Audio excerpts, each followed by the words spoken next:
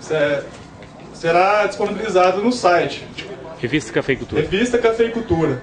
Então, vocês ficam à vontade aí para estar acessando esse material aí na internet. Se procurar por Dia de Campo, Copadap no Google, acha. Tá bom. Então tá bom, pessoal. Vou passar a palavra para o professor Flávio. Obrigado, Ronaldo. Bom dia a todos. Espero que o Dia de Campo aí esteja sendo maravilhoso para vocês, tá? Um lugar bacana. É bom fazer a coisa na realidade, né? Trazer dentro do pivô, dentro da lavoura. É muito bacana. Estão de parabéns, Ronaldo. A cooperativa está de parabéns, e principalmente vocês que vieram aí na boca da safra, já alguns lugares já colhendo café. Então eu gostaria de agradecer a Copadap por esse convite. Não é a primeira vez que eu estou aqui, graças a Deus. Significa que nós temos... Como é que eu faço aqui? Tá tranquilo? Tá bom. Espero que esse seja o primeiro de vários outros encontros. Estava conversando com o Ronaldo sobre o interesse de alguns produtores, alguns cooperados em trabalhar com cafés especiais. Então é a oportunidade, gente. O momento é esse. Eu falo para muitas pessoas que a história do Brasil ela já passou por vários momentos, e esse momento agora é o que exige maior capacitação, maior empreendedorismo e maior visão empresarial da atividade cafeeira. Não sei se isso está incomodando vocês. Então é um momento que a gente exige bastante empreendedorismo, que aqui nessa região é um perfil bastante comum entre vocês, já que vocês trabalham com outras atividades, não só café, na verdade outras atividades até com maior importância econômica e volume de negócio para vocês, o que exige de vocês uma organização e uma capacitação muito elevada. Isso para café é excelente, porque enquanto algumas regiões são muito tradicionais em café, não tem um nível de tecnologia e capacitação e essa visão que muitos de vocês possuem aqui. Sempre que eu sou convidado para vir aqui para a região do Cerrado, eu fico muito satisfeito, porque eu sei que eu vou encontrar pessoas que não estão aqui para brincadeira, querem trabalhar seriamente, querem fazer a diferença, têm perguntas muito direcionadas, muito sérias. Não sei se esse barulho me incomoda. Ele falou aqui que eu sou do gerador, sabe? Tá. Não, eu digo esse estalo ali. Então, pessoal, é uma alegria estar aqui de novo com vocês. E se, eu estava conversando com o Ronaldo exatamente sobre isso, esse grupo de produtores acreditar na qualidade, se vocês encontrarem aí 5, 6, 10, 15 produtores que acreditam na qualidade, é possível sim fazer um trabalho diferenciado com grupos, ou até maior, né? Para nós podermos, com mais detalhes, com mais capacitação, com uma visão mais diferenciada, poder oferecer aí alternativas de pensamento, de estratégias, de visão, de treinamento e de obtenção de cafés com alta qualidade, tá ok? A pergunta é, podemos nós aqui nessas condições fazer café com qualidade? É claro. Claro que sim. A primeira coisa é isso, vamos fazer sim café com qualidade. Porque nós precisamos entender, afinal de contas, o que é qualidade. Então muitas pessoas acreditam que qualidade é só café acima de 80, 90 pontos, só café que ganha concurso. Não, né? Esse é um nicho de qualidade. Essa é uma aplicação da qualidade do café. O café, a qualidade em si, vocês sabem, vocês mexem com vários produtos, né? Qualquer que seja ele, grãos, cereais, soja, HF, o que for, vocês têm diferentes padrões de qualidade, diferentes mercados para cada produto. Você tem as especificações, a tipificação, a classificação, e é o conjunto de atributos de cada um desses produtos que define a sua qualidade. Então todos os produtos em si têm qualidade. Essa qualidade pode ou não atender determinados mercados. Então você tem lá a segregação em função de tamanho, em função de forma, em função de um ou outro tipo de defeito, e você tem os mercados que aceitam determinados padrões e exigem outros padrões. Não é diferente para café, ok? Para café vai acontecer a mesma coisa. Tá. Oi, melhorou. Aí me incomoda naquele barulhinho, parece que está dando um chiado. Muito melhor, muito obrigado. Então nós temos que entender, além de nós termos que entender, no caso do café, o que é o produto café, quais são as características do produto café, vocês também precisam, a partir do momento que vocês decidirem por buscar melhorar a qualidade, buscar esses mercados segmentados de cafés especiais, saber o que esse mercado busca, o que esse mercado deseja. Entre vocês aqui, eu sei que existem vários, já estive conversando com vários, encontrando em feiras internacionais, ou seja, estão em busca de saber o que o mercado está interessado em comprar. E o que vocês aqui da região, dessa micro-região, dentro dessa região, grande região do Cerrado, podem oferecer para esse pessoal. Muitas vezes as pessoas ficam assim, mas professor, será que nós vamos conseguir oferecer cafés aí com pontuação tão alta, 88, 89, 90 pontos, 92? Eu falei, olha, não sei se essa é a vocação. E eu não sei se esse é o melhor posicionamento estratégico. Nós precisamos antes conhecer as características da região, que a gente já sabe quais são em média, e verificar o potencial de oferecer algo diferenciado. Então nós precisamos conhecer o produto, o mercado e saber como que colheita e pós-colheita pode ajudá-los a diferenciar o produto nesse segmento. Tá? Então, no caso do café, a qualidade é avaliada em função das suas características físicas, químicas, sanitárias, mas principalmente as características sensoriais. Você pode ter um café orgânico, você pode ter um café fair trade, você pode ter um café certificado UTZ, certificado Rainforest, o que for. Se ele não tiver qualidade sensorial, a conversa para aí. Sem dúvida nenhuma, o ponto principal para se iniciar um diálogo com um comprador de cafés com qualidade, ou seja, especiais, é a qualidade sensorial. Uma coisa que eu gostaria de pontuar logo no início aqui da apresentação é que eu não vou ficar falando muito de riado, rio, riozona fermentado. Eu não vou ficar falando de defeitos do café. Eu vou falar de qualidade do café. Se vocês quiserem aprender a não deixar o café riar, não deixar o café fermentar, não dar defeito, a gente pode sentar e conversar, sem problema nenhum. Mas hoje eu vim preparado para falar de como aumentar a qualidade, como diferenciar o seu café. Tá ok? Podemos, de acordo com o interesse de vocês, abordar sim essa questão do riado, rio fermentado. Tá ok? Fica a critério de vocês. Mas nós vamos estar trabalhando basicamente com qualidade. E o que significa isso? O que internacionalmente hoje representa esse mercado de cafés especiais? É de fato a menor fatia do mercado. Aí, de acordo com a Associação Brasileira de Cafés Especiais, cerca de 12% do mercado mundial de café consome cafés especiais. 12% de um mercado de mais de 140 milhões de sacas, 150 milhões de sacas. Então, é uma fatia menor, sim, porém é uma fatia representativa. Então, primeira coisa, é um mercado que existe, busca bastante café e hoje é o que mais cresce no mundo. Então vocês, grandes empresários, produtores, negociantes, empreendedores, vocês têm duas opções de negócios. A primeira opção, existem centenas de milhares de produtores oferecendo um produto e apenas 2, 3, 4, 5 compradores. Negócio 1. Negócio 2. Existem poucos produtores oferecendo um produto e muitos compradores querendo comprar aquele produto. Qual dos dois você quer negociar para aumentar a renda da sua fazenda em café? Os dois, porque vocês vão ter os dois produtos. O problema é que a maioria dos produtores fica só no primeiro, só no commodity. E esquece que parte da produção dele pode ser especial e, com esse posicionamento, aumentar o valor médio da saca e aumentar a renda da fazenda. Então a qualidade aqui não entra como uma vaidade, um sonho, não. Ele entra como um meio, um mecanismo para você potencializar a viabilidade econômica do seu negócio.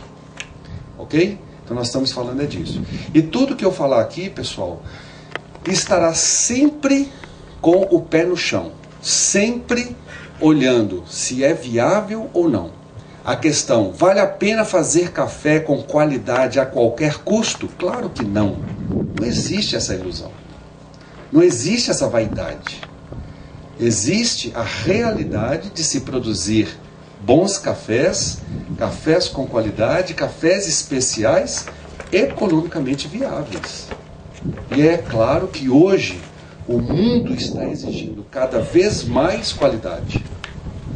Se no passado produzia-se cafés commodity, às vezes até com baixa qualidade, e tinha mercado, hoje a exigência é cada vez maior. Não é só no exterior, no Brasil também. Esse grupo que está aqui, nós estamos cada vez mais exigentes com os fornecedores. Quem vende produto aqui sabe que o seu cliente está cada vez mais exigente com vocês. O próprio produtor está cada vez mais exigente. Ele quer mais informação, ele não aceita qualquer produto. Assim está com o café. Não se aceita mais qualquer café em alguns mercados. Outros ainda se aceitam. Existe mercado, portanto, para todo tipo de produto. E os cafés especiais, no entanto, eles conseguem hoje, isso é realidade, não é promessa. Eu não compro café, viu, gente? Não adianta vir querer vender café para mim e eu pagar 30%, 40% a mais de acho que eu não compro café, não. Eu sou professor de uma universidade federal, sou pesquisador, mas isso aqui é real, tá certo? 30% a 40% acima do preço de mercado do dia. Podendo chegar, em alguns casos, 100% acima do valor. Então, se hoje o café aí no tipo 6, bica corrida, padrão, bebida dura, está a 480, 470, 500 reais, muitos produtores de cafés especiais não vendem por menos de 800 reais a saca. Isso não é um produtor, são vários com quem eu já conversei e as experiências estão se repetindo cada vez mais. Produtores, que pode ser qualquer um de vocês aqui, ou produtoras. Tem uma produtora, duas produtoras, várias que eu conheço, que falam, olha professor, depois de 5 anos, 10 anos trabalhando, hoje eu não vendo nenhuma saca da minha fazenda que bebe, claro, com uma bebida especial, a menos de 800 reais. Mas quantos por cento da fazenda, da sua produção, você consegue esse tipo de bebida? Acima de 70%. Então, acima de 70% da produção desta fazenda está sendo vendida a 800 reais, no mínimo, chegando a 1.200 reais. E esse não é o principal exemplo. Existem exemplos que 1.700 reais, mas isso é para poucos. O primeiro exemplo é para muitos, esse outro exemplo é para poucos, porque aí virou um terroir, um grande campeão de concursos, ok? Então existe esse mercado, ele é real, paga-se sim. Agora, a grande dificuldade, o grande desafio é obter esse produto com regularidade, escala e uniformidade. O que o mercado internacional busca, portanto, é características que diferenciam o produto quanto às suas características físicas, ou seja, cafés uniformes, bem secados, com boa peneira, origem diferenciada, variedades, cor, tamanho, aspecto, ambiental e social respeitados. Então aqui vocês estão no Cerrado, então ontem eu estava com o Juliano conversando com ele, falei, olha, e aí, a certificação, a DO, já está pagando ágio? Quem tem a DO já está recebendo algum ágio por isso? Fiz direto a pergunta para ele, que é a pergunta que quase todo mundo vai fazer. Quem faz essa pergunta, como eu fiz ontem, não entende o que é DO. Eu fiz porque muitos me fazem essa pergunta, mas não é a pergunta certa para se fazer. A resposta dele foi, olha, existem grandes compradores que já estão solicitando garantias de que esse café é do Cerrado, para poder fechar o negócio. Aí a DO entra nesse sentido. Olha, eu compro grandes volumes, mas eu tenho que ter certeza que é do Cerrado, porque eu vendo café do Cerrado. Então, a denominação de origem entra aí, dando essa garantia para esse comprador. Então, essa denominação de origem é uma tendência cada vez mais forte na maioria dos produtos alimentícios, bebidas e alimentos, né? Queijos, presuntos, apresuntados, cerveja e café. Então, é uma realidade. E, num futuro breve, isso vai ficar cada vez mais evidente. Porque à medida que uma determinada região ou país ganha notoriedade e amplia o seu público de consumo por esse tipo de produto, aumenta-se a necessidade das garantias da sua origem. Com outros produtos, isso é mais clássico, já está mais consolidado. Café de outros países, isso está bem consolidado. Aqui no Brasil ainda é muito incipiente, ainda é muito novo. Nós brasileiros ainda precisamos andar muito rápido nessa questão desse posicionamento estratégico do país e das regiões para poder alcançar esses mercados. Evidentemente, depois nós temos aí as características do grão, a bebida, a análise sensorial, peneiro, tipo, se é orgânico ou não, se é fair trade. Então nós precisamos entender que o mercado busca de fato são sabores únicos, que se distinguem de outros. Bom, de novo, a pergunta é, o que é o café do Cerrado? O que caracteriza o café do Cerrado? Todo mundo já sabe. Corpo, doçura, acidez média, chocolate, amêndoas. Ok? E o Cerrado inteiro é isso? Vocês não têm micro-regiões? O seu café não tem uma distinção? Não tem uma variação em relação a isso? Isso é maravilhoso, gente. Isso é maravilhoso. O mundo compra muito bem esse tipo de café. Mas existe diversidade no Cerrado que possa ajudar o próprio Cerrado a se mostrar cada vez mais diferenciado? Então a questão toda que eu falo, que o Cerrado, ele não tem que ser melhor do que o sul de Minas, nem do que o Espírito Santo, e nem do que nenhuma outra região. Ele tem que ser melhor do que ele mesmo. Então você, produtor do Cerrado, você tem que produzir o melhor café do Cerrado, e não o melhor café do que de outra região. Produza o seu melhor café. Porque tem muito, mas muito comprador de café querendo o melhor café do Cerrado. Porque sem esse café aqui, gente, é muito difícil fazer a grande maioria dos blends internacionais. Ok? E só para um entendimento, porque muitas vezes a gente chega já direto falando 80 pontos, 88, 89, 90, 40, e a gente fica falando de número. Então, só para dar uma nivelada com vocês, muitos de vocês devem saber, mas eu acreditei que pelo menos um talvez não saiba, não é uma coisa assim oficial. Isso aí é coisa minha. Eu que degustei, eu sou Q-Grader, degustei e falei, estou entendendo vocês. Estou entendendo esse critério de pontuação com que o brasileiro está acostumado. Então existe aqui no Brasil, todo mundo que vem da cafeicultura de mais anos, está acostumado com bebida mole, bebida estreitamente mole, bebida dura, bebida riado, rio, riozona. Isso é Brasil que fala isso, viu, gente? Se você for conversar com isso lá fora, o pessoal fica assim sem entender. Existem, portanto, várias metodologias de classificação sensorial. Existe uma no Japão, existe outra na Europa. Grandes empresas, compradoras, eles têm a sua própria metodologia interna. Tem a da ACE, que é aquela organização que organiza o Cup of Excellence, que é aquele concurso de qualidade de café do Brasil, que é tão famoso, não é? E existe uma da Associação Americana de Cafés Especiais, que acabou sendo bastante utilizada por vários brasileiros e por outros estrangeiros. Essa associação pontua o café lá de 0 a 100, mas nunca vi nenhum café 0 e nem 30, mas vamos imaginar uma escala de 0 a 100, tá certo?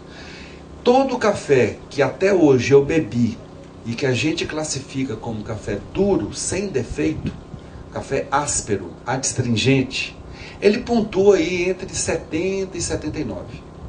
Então, quanto mais próximo de 80, mais suave, mais delicado, mais leve, o que antigamente o pessoal chamava de duro para melhor, né? Duro, um durão, um duro verde, um duro pesado, 7,4, 7,2, 7,5. Então nós estamos falando de uma banana verde, áspera, para vocês terem ideia de quando nós falarmos de pontuação, vocês se situarem nessa escala. Abaixo de 70 já começa a ter problema. Apareceu uma xícara riada, estourou uma xícara, deu um defeito, teve uma desuniformidade. De 70 para baixo começam os problemas. Um café com 30 e poucos pontos é café riozona. 32, ou seja, tinha que ter tomado 0, né? Não sei para que dá 30 pontos para uma porcaria dessa. Então, é riozona, está lá embaixo. À medida então que você desloca de 70 até 80, você sai de um duro pesadão, um duro bem áspero, e vai ficando suave, suave, suave, suave, suave. Ele está querendo ficar especial. Aí é aquela zona de transição perigosa, 78, 79, 80, 81, 82. Então, um café 78, 79, alguns degustadores vão dizer que é especial, outros vão dizer que não é. Alguns que são mais ousados falam que é especial, alguns mais conservadores, para não correr nenhum risco, joga como ali o que o brasileiro chamaria de apenas mole. Ainda tem a astringênciazinha. Agora, quando ele não tem nenhuma astringência, é limpo, macio, suave, doce, bacana, aí é acima de 80 pontos e, portanto, é especial. Então, a classificação para especial diz que todo café que recebeu pontuação acima de 80 é classificado como especial. Essa notícia é o seguinte: até uns 10 anos, 5 anos, ou mais de 5, quando um café bebia 80 pontos, você só via gente, produtor brasileiro, batendo palma, maravilhoso, tal, meu café é especial. Hoje em dia isso já não é grande vantagem. Por quê? As pessoas foram aprendendo a fazer, a corrigir os erros, que o café sempre foi especial. O produtor parou de estragar o café, na verdade. O café era especial. Esse café que está ali, essa cereja que está ali madurinha, ela é especial. Dali para diante é que começa a estragar e o café começa a perder a bebida. Então, se você pegar uma cereja madurinha daquela ali, naturalmente ela é especial. Ela é 80 pontos. Então, o verde, o seco, o do chão, é que pode, talvez, beber abaixo de 80. O que acontece? A oferta começou a aumentar. E o que o mercado fez? Deslocou a barra para cima. 80 pontos continua especial. Porém, o mercado agora, quando você oferece um café de 80, 81, 82, talvez eu compre. É bom, é básico. Passou a ser básico. Se você aqui no Cerrado conseguir fazer um café de 83, aí você começa o diálogo com o comprador de especiais. Ok? Então é só para dar uma noção para vocês do que está acontecendo hoje. Amanhã pode mudar. E a tendência é sempre subir a barra. Então não adianta vocês ficarem hoje querendo fazer café de 80. Vocês já têm que entrar no jogo querendo fazer no mínimo 83. A notícia é essa. Quer entrar no jogo? Fecha a cara, vai trabalhar e vamos fazer café de 83 pontos no mínimo. Professor, isso é muito difícil. Antigamente fazer café de 80 era difícil. Quando a gente chegava falando para fazer café de 80 pontos, o pessoal dava um pulo para trás. Hoje tem um monte de gente fazendo. Então não era difícil. A gente só não sabia fazer. Não queria fazer. Porque para fazer um café fino assim, você tem que colher bem, colher predominantemente frutas maduras, você tem que separar bem na pós-colheita, fazer uma secagem bem feita, ou seja, dá mais trabalho. Dá mais trabalho. Não dá para colher isso tudo de uma vez, uma árvore toda dessa de uma vez, misturar cereja verde seco e querer beber 83 pontos. Isso não existe, não. Aí você é produtor de commodity. Professor, mas eu quero ser produtor de commodity. Ok, eu não sou contra. Desde que você esteja fazendo isso de forma viável economicamente, sustentável e responsável. Porque o grande problema que eu vejo para determinados produtores é se ele é responsável ou não pelo produto, pelo alimento que ele está fornecendo. Ok? Pela segurança do alimento.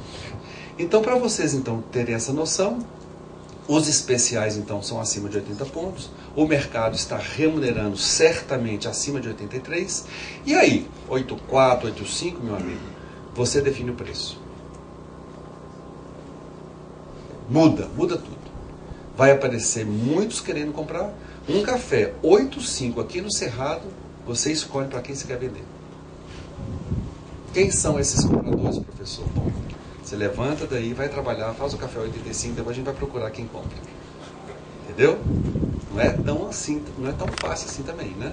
Para você conquistar esse cliente, tem produtores aqui que sabem, que já estão nessa área, tiveram que percorrer um caminho longo, mas depois que acha, enquanto ele estiver produzindo café, está vendida a safra. Depois que você encontra esse casamento internacional aí, meu amigo, você está feito. Difícil é achar esse parceiro. Depois que você acha... Resumindo, tem muitos, centenas de compradores, mais do que centenas, são mais de milhares de compradores no mundo inteiro querendo café com essa qualidade. O negócio é você aqui encontrar com ele lá, fazer esse link e estabelecer então um plano de negócios de longo prazo, tornando essa atividade sustentável. Então a qualidade ela entra exatamente nesse contexto. Para nós então conseguirmos alcançar esses objetivos, então espero que com isso vocês tenham alcançado um pouquinho mais de noção sobre o que é o mundo dos especiais e o desejo de alcançar esse objetivo. Como? A primeira coisa é formando o lote na lavoura, conhecendo a lavoura, conhecendo o seu produto no ambiente onde ele está sendo produzido. Então você tem aqui grandes pivôs, áreas com pivôs, você precisa conhecer. Existe variabilidade natural na qualidade do café numa região como essa? Pode ser que exista, pode ser que não. Você precisa conhecer. Então, você precisa saber como que o ambiente interage com as variedades para você saber qual é a melhor maneira de você extrair o melhor café da sua lavoura. E mais do que isso, como o ambiente interage com a variedade e com o método de processamento. Ontem eu estava num treinamento em Patrocínio e um produtor falou: olha, professor, tem uma variedade que nós plantamos recentemente, mais de 5 anos, né? Toda vez que a gente faz essa variedade, descasca, em menos de um mês a qualidade dela some. Aí eu perguntei: mas e quando você faz ele natural? Não, ele é estável. Eu falei: então você não sabia. Genótipo, ambiente e processamento interfere na qualidade do café, inclusive na manutenção dessa qualidade por muito tempo, inclusive no potencial máximo dessa variedade beber. Porque a pergunta é: professor, descasca ou não descasca o café? É melhor fazer café natural ou descascado? Essa pergunta muitos têm. Aqui no Cerrado, muitos ainda usam o natural. Em alguns casos, deve ser a melhor opção, em outros casos, não. Vamos ver se a gente consegue conversar um pouquinho sobre isso. Evidentemente que somente lavouras bem nutridas, bem cuidadas, bem enfolhadas, sem doenças, é que pode ter chance de produzir um café especial. Então a primeira coisa que você tem que fazer é tratar bem da lavoura, tá certo. Mas não basta tratar bem da lavoura. Que eu gosto de perguntar para o produtor o seguinte: alguns já sabem essa minha pergunta. O que está ali naquela planta ali? Que frutinha? O que é aquele vermelhinho ali? Café. Não, aquilo é dinheiro. Né? É o seu dinheiro que está ali. Tem gente que consegue te pendurar o dinheiro muito bem ali dentro. Deixar grudadinho, tá bonito, né? Agora tira e não rasga ele não. Não queima ele não apodrece ele não. Por que você é capaz de produzir esse tesouro e ao mesmo tempo é capaz de apodrecer isso tudo depois? Eu não entendo essa mágica, essa conta que o produtor faz. Até ali ele gosta, adula, vem e faz, e aduba, e protege, faz tudo. Tudo maravilhoso. Parabéns. Tira o dinheiro que está ali e continua com o mesmo empenho até você entregar para o seu comprador. Porque senão você vai perder tudo que você fez ali, ou grande parte. Para você produzir com qualidade, doenças na folha ainda precisa de muitos estudos para associar com perda de qualidade. Mas a doença direta no fruto, você pode esquecer. Se atacou o fruto, tchau. Você não precisa nem duvidar, não precisa nem perguntar. O fruto já está alterado, já está doente, já atacou diretamente, ok? Então nós precisamos segregar as lavouras em função de características ambientais de variedades. Professor, minha fazenda é muito grande, se eu ficar separando demais, eu vou ficar com um lotinho muito miudinho. Você precisa de saber qual é o seu posicionamento estratégico. Ontem, um produtor, eu pedi para cada um se apresentar, eram 30, um grupo de estudos, né? Ele falou, olha, eu produzo mais de 80 tipos de café na minha fazenda. Eu falei, ok, esse é o seu posicionamento estratégico. Eu vou recomendar isso para todo mundo? Não. Agora, alguma separação, alguma segregação é importante. Porque senão você vai fazer um café comum, um café misturado. E as suas preciosidades vão estar dispersas nesse café todo. Ok? Então você precisa ter critério para separar o café na lavoura e planejar. Qual que é o grande problema da qualidade do café no Brasil e vamos dizer no Cerrado? Falta de planejamento de colheita harmonizado, equilibrado, planejado em sequência com a pós-colheita. Colheita mecanizada veio para ficar aqui no Cerrado. Economia de mão de obra, custo. Quanto que vocês reduzem o custo de colheita com a introdução da mecanização? Com colhedora. Aí por saca de café. Quantos reais por saca vocês economizam? Quanto, gente? Ninguém sabe. Quanto? Quem colhe mecanicamente aí com colhedora? Ninguém? Quanto? Por que você resolveu? Porque não tem mão de obra. Mas se tivesse mão de obra, seja ela manual ou seja ela com postal, quando você entra com a automotriz, reduz quanto o seu custo de produção? Quantos reais por saca? Pode falar qualquer número. É complicado, porque você tenta olhar o ponto de configuração no ar. Faixa. Por exemplo, a arte tenta diminuir um pouco a vibração e as molas também passam 2 vezes Sim. mais rápido para tirar maduro. Faixa, na faixa, de tanto a tanto. Colheita mecanizada, em torno de 15 a 25 reais por saco. 15 a 25, 30, você pode falar qualquer número. O que eu quero não é exatamente o número. Eu quero saber a faixa. Porque qualquer número que vocês vão falar, perde para o prejuízo que vocês vão ter na pós-colheita se ele apodrecer. Só isso. Você pode falar o número que você quiser, que ninguém consegue economizar 100 reais por saca. Agora você perde em um dia 100 reais por saca quando ele mofa no terreiro. Eu falei, mas que conta é essa que vocês estão fazendo? Não entendo vocês, não. Vocês economizam 60, mas perde 100 porque deixa mofar no terreiro?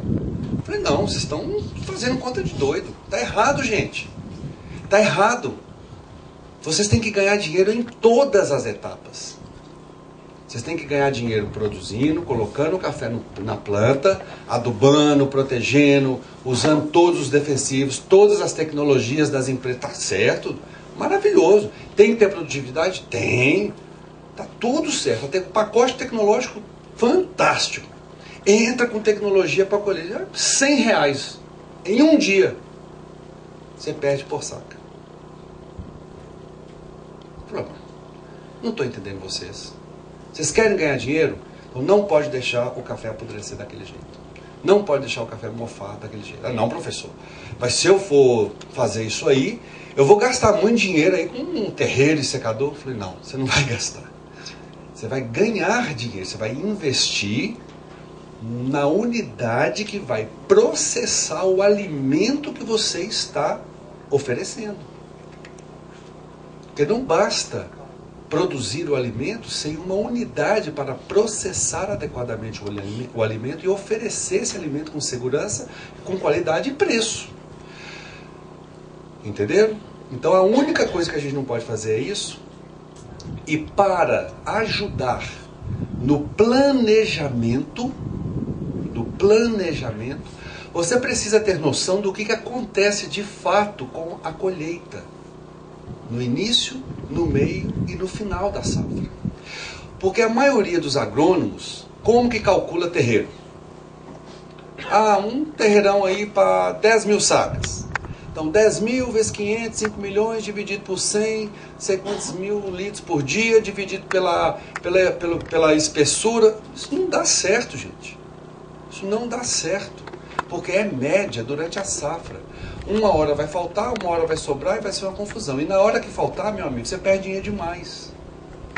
Então, o que eu, convivendo com produtores, graças a Deus eu tive a felicidade de conviver muito, ir na fazenda, acompanhar, vivenciar, e dia a dia, aquela coisa toda. Eu falei, não, está sendo calculado errado. Como é que o pessoal calcula barragem? E ainda assim algumas histórias, né? Como é que um engenheiro calcula barragem? É pela média de chuva durante 30 anos? É pelo momento mais drástico, mais crítico. Porque no dia que estourar, ninguém segura. Mas a barragem está lá gigante, está super dimensionada para a maioria do tempo. Mas no dia que der um pico de chuva, ela aguenta. Assim nós temos que fazer cálculo de estrutura de pós-colheita. É para o momento mais crítico, o pico. Caso contrário, você perde dinheiro naquele período. Então o que eu fiz? Falei, não, eu vou fazer igual engenheiro. Eu sou engenheiro, eu vou fazer igual engenheiro. Eu vou agora distribuir a produção no tempo que o produtor colhe. Então eu vou perguntar para você, em quanto tempo você colhe? Depende. Eu falei, tá bom, depende, mas vamos fazer então 3 cenários. Um cenário bem conservador, um cenário médio, um cenário mais empreendedor. Um cenário de 130 dias, um cenário de 90 e um cenário de 60 dias de colheita. Tá bom, tá bom. Eu não vou fazer esse de 60 não, professor. Um dia você vai. Na hora que você quiser ganhar dinheiro, você faz. Mais, né? Você quiser mais dinheiro que você ganha. Porque aí você vai ver os benefícios que isso vai trazer para você. Só que para isso você precisa de ter planejamento. O que eu acho muito engraçado é que muita gente fala que faz planejamento. Aí eu chego e pergunto, você executou? Não. Então para que você planejou? Não entendo. Eu planejo fazer poda daquela lavoura. Aí chega, fez? Não, fiz não. Por quê? Não, que ainda tinha um cafezinho. Então para que você planejou? Não entendi. Ué, planeja, mas não executa. Eu falei, não, que ainda tinha uma carga pendente. E não corta nunca, não poda nunca. Fica 10 anos sem cortar. Planejado. Mas não corta nunca. Porque tem dó. Planeja, rapaz. Faz a coisa com gestão. Seja empresário. Seja empresário. Professor, mas você está sendo muito rígido. Claro que não. Estou dizendo que com bom senso, né? Você vai tomar essa decisão. A mesma coisa pós-colheita. Se você planejar, falou, olha, eu vou chegar em 5 anos a colher minha safra em 65 dias. Para isso eu vou planejar expansão de terreiro, expansão de lavador, expansão de secador, tudo calculado. Para quando chegar em 5 anos, eu estou levantando o último de café de chão 31 de julho. Impossível, produtor. Não. Conheço muita gente que já está fazendo isso. Notícia, vende até café de chão como especial. Você escolhe o que você quer. Isso não é para mim não. Eu falei, ok, eu sei, pode não pode não ser. Mas para alguns aí pode ser. Porque existe isso, isso é possível. Isso é só para quem colhe 3 mil não. 10 mil no mínimo. 10 mil, 20 mil. Tudo é cálculo, tudo é projeto, tudo é estrutura. Ok? Então nós precisamos saber planejar para conseguir trabalhar adequadamente. E, além de você saber quantos % da safra você colhe por período, 20% de maio, final de maio até junho, 30% em junho, 30% em julho e um restinho em agosto. Beleza, bacana. Então eu tenho um volume em junho, um volume em julho. E o que você colhe em cada período desse de cereja, verde, passa, seco e varrição? Porque eu preciso saber disso. Porque eu quero saber se você vai descascar ou não, para eu calcular corretamente terreiro, lavador, descascador, secador e tulha. Aí eu faço um cálculo bem feito para vocês. Portanto, pessoal, o grande problema da pós-colheita hoje e, portanto, da qualidade é falta de planejamento, de gestão entre colheita e pós-colheita. Quem tem esse planejamento é assim, ó, é quase 100%.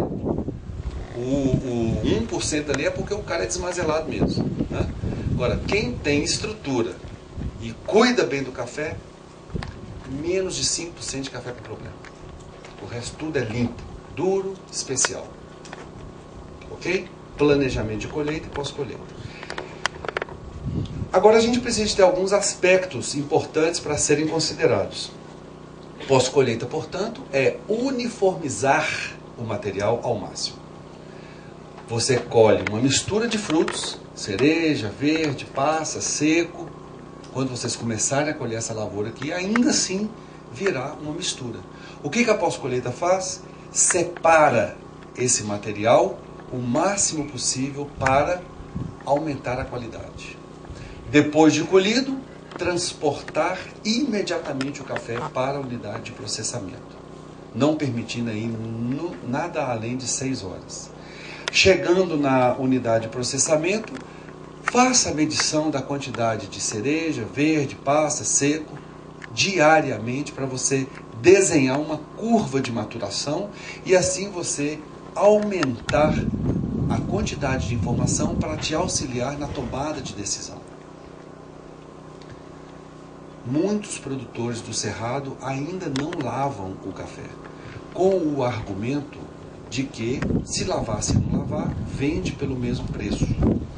Porém, ele não sabe que ele está perdendo dinheiro porque é mais barato você processar, secar o café separado do que ele misturado.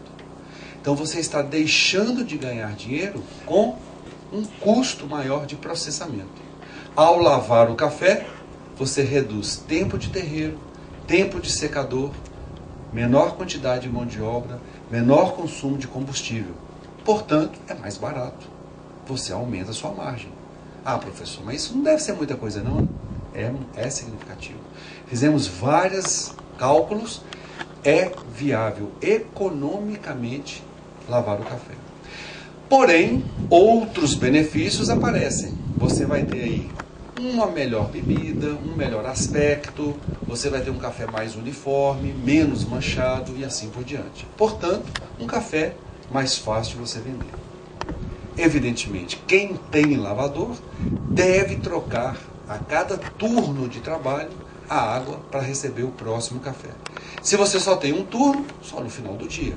Se você tem 2 ou 3 turnos, ao final de cada turno tem que trocar a água. No final do terceiro turno, se existir algum aqui, tem que trocar a água e escovar, limpar todo o lavador e a unidade de processamento.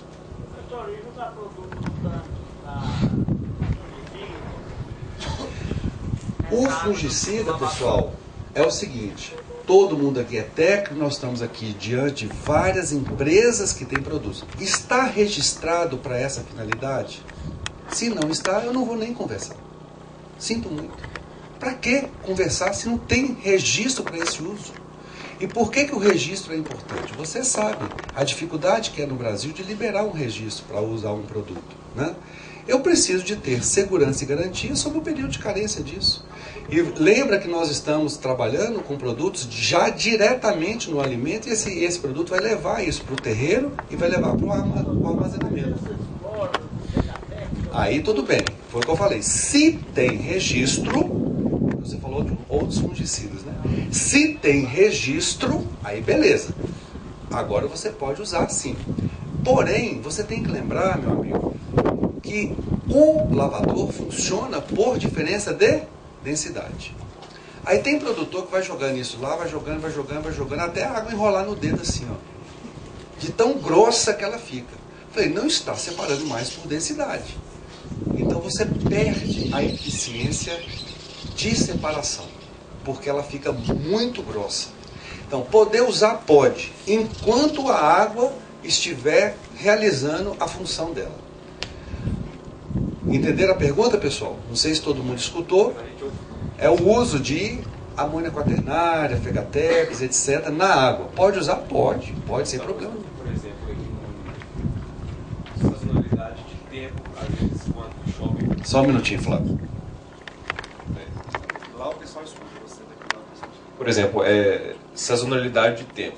Às vezes na fazenda eu estou colhendo café, começa uma chuva, eu tenho que correr o café no terreiro, ó, que eu vou tirar aquele café ali tá com umidade de 40%, 50%. E eu não sei o que eu faço porque ele começou a fermentar. Eu posso usar, por exemplo, como o que ele falou lá atrás, o Fegatex. Algumas pessoas usam para diminuir a incidência de bactéria no café. Pode sim. Nós vamos falar de secagem daqui a pouquinho. Infelizmente já vai passar de 1 hora. Vocês desculpem aí. Se vocês estiverem roncando o estômago, a gente para. Se vocês me permitirem ficar uns 10 minutinhos a mais, vocês me desculpem, mas vai passar de 1 hora. Sem problema. Eu queria que o senhor fizesse uma ponderação aqui. Devido à altitude aqui no Cerrado, primeiro, em relação à necessidade de se lavar... Só um minutinho. Você podia levar o outro microfone lá, porque senão o pessoal não escuta. Perfeito.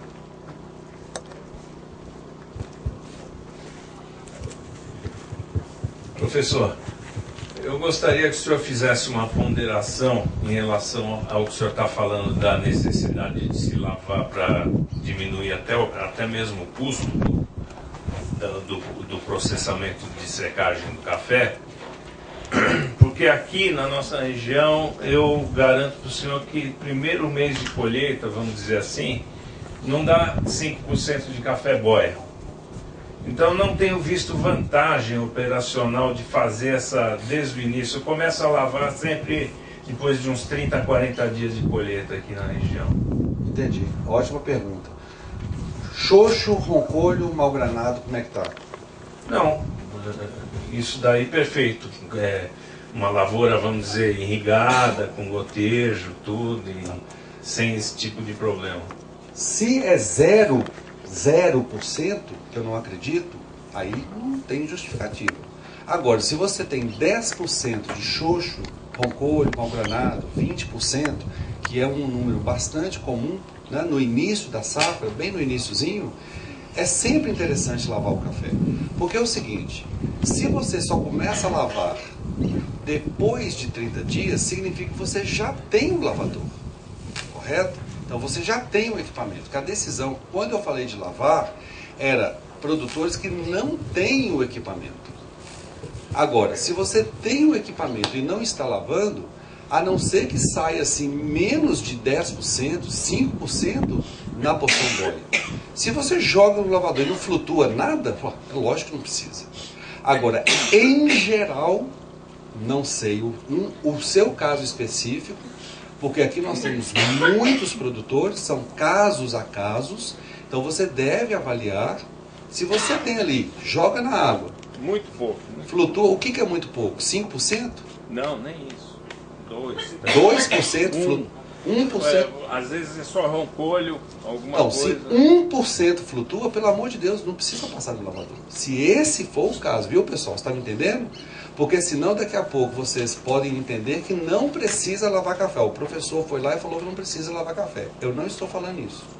Eu estou dizendo que se o seu caso específico, no início da safra, o café chega na moega, você fez a amostragem, jogou num balde e flutuou 1%, vai direto para o terreno. É por isso que a turma fala que não vale a pena que vende pelo mesmo preço. Eu acho que eles só consideram o início da safra. Aí não faz diferença mesmo não. Não faz. Mas a partir do momento que você tiver seco, aí você tem que lavar. Então percebam que o que eu falei ali era uma mistura de verde, cereja, seco. E aí no início da safra, em geral, vem xoxo e mal granado. Ok? Porém, se você começa já com os ponteiros secos, aí vale a pena lavar. Não tem jeito. Tá ok? No entanto, mesmo nessa situação que o senhor falou, não dispensa o uso desse equipamento aqui que eu estou mostrando para vocês. Mesmo dando baixa quantidade de boia, você deve peneirar esse café. Você deve evitar de café miúdo ir junto com o café graúdo para o terreiro e para o secador. porque ele interfere na uniformidade de secagem e ele interfere na qualidade do café. Então, mesmo não passando pelo lavador, você deve, desde o início da safra, peneirar a fruta, para você extrair pelo menos a porção miúda da porção graúda. Tá ok? Do início ao final da safra, você deve peneirar o café. Tá certo? Porque você tem vantagens nisso aqui. Ainda que 1% só que vai boiar, mas você vai ter vários cafezinhos miúdos misturados. Seja ele o chumbinho verde ou um sequinho que está lá junto. De uma forma ou de outra, toda separação é vantajosa para a qualidade do café. Ok? E aí são os peneirões, que todo mundo conhece. Quem produz 100% natural, esse equipamento é muito importante. O lavador e o peneirão são dois equipamentos fundamentais para quem faz 100% natural. Ok? Então, na separação hidráulica, para quem vai lavar o café, então nós vamos ter que ter algumas observações, principalmente na regulagem do lavador, você preferir deixar passar um pouquinho de cereja no boia do que forçar o boia no cereja. E, evidentemente, trocar a água e garantir que o café de varrição está sendo separado do café de pano ou máquina. Peneirão antes ou depois do lavador? Professor? Depois. Depois. É, o peneirão depois do lavador. E aí ele separa o miúdo. Aí ele separa o miúdo. Tá Ok? Então é na saída, na boca da saída do boia ou na boca do no caso do natural, na saída do boia. Se você tem chance de, no início da safra, que não tem boia, lavar o café, pegar a porção que saiu aqui no cereja, jogar no peneirão, você usa de qualquer maneira bem os dois equipamentos. Ok? Muito bem. A grande pergunta, uma pergunta importante para vocês é: descasca ou não descasca, professor? Então, a resposta deve partir de uma análise, de uma avaliação. E hoje em dia, como aqui vocês possuem, eu vejo vocês aqui, principalmente os médios e grandes produtores, com um problema, que é escala. Escala. Então você tem que fazer a seguinte pergunta: qual é a minha escala? Qual é o meu mercado? Você tem mercado que te remunera bem o natural, ou um passa que ficou retido no peneirão natural? Você está